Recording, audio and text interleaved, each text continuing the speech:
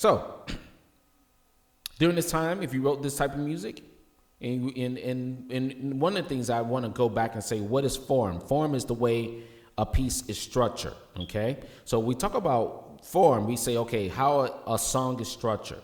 Okay, we talked about this before, and we said that okay, if we listen to we listen to the India.Arie song, and it has a structure to it. It has an intro. It has a verse, and then it has chorus, and then it has a verse, and then another chorus, and then it has a bridge, and then a chorus tag out. Well, classical music, it has a structure. And another word for structure of music is form of music, okay?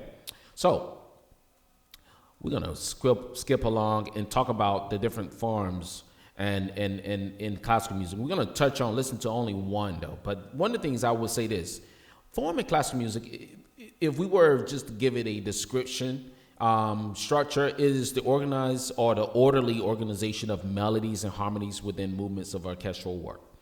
The classical period was known for logic and symmetry. In other words, things had a music that was created during this time was very logical. It was emotional, but the thing is, the idea was on a symmetry.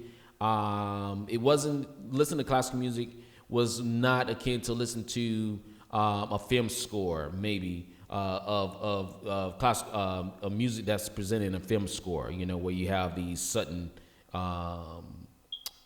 dramatic. It was dramatic, but compared to what was going to come after that, it wasn't as dramatic as the Romantic period, or like you listen to film music from like a scary movie or something like that. But there was a lot. It was still expression, heavy on expression, heavy on the art of it. Okay.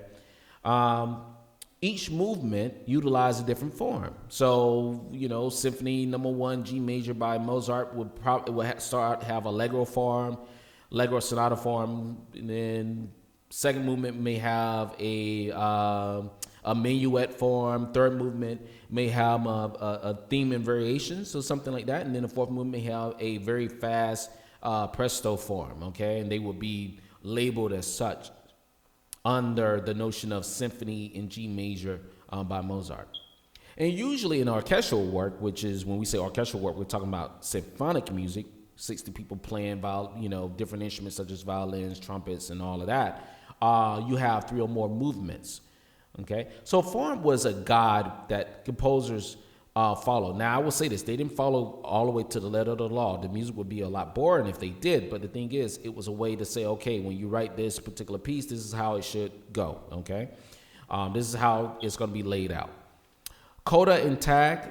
That was a term that we use in pop music, or we listen to our music, and we know that a tag is where you have and a coda are related, but you have additional music that is not basically related. It's like an outro in a particular piece of music. So sometimes composers would add that to their compositions.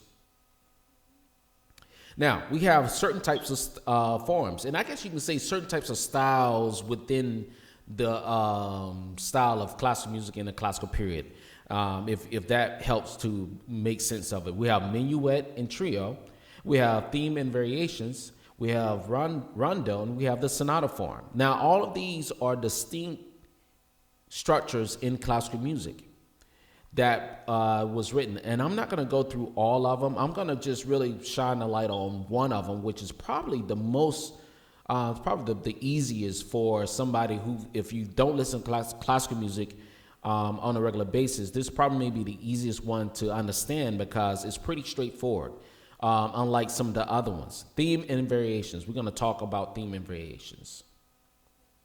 Okay, so I'm going to make this one a little short, and this is probably, we're going to conclude this one, and then we're going to finish up with theme and variations, and that should conclude the whole classical form subject.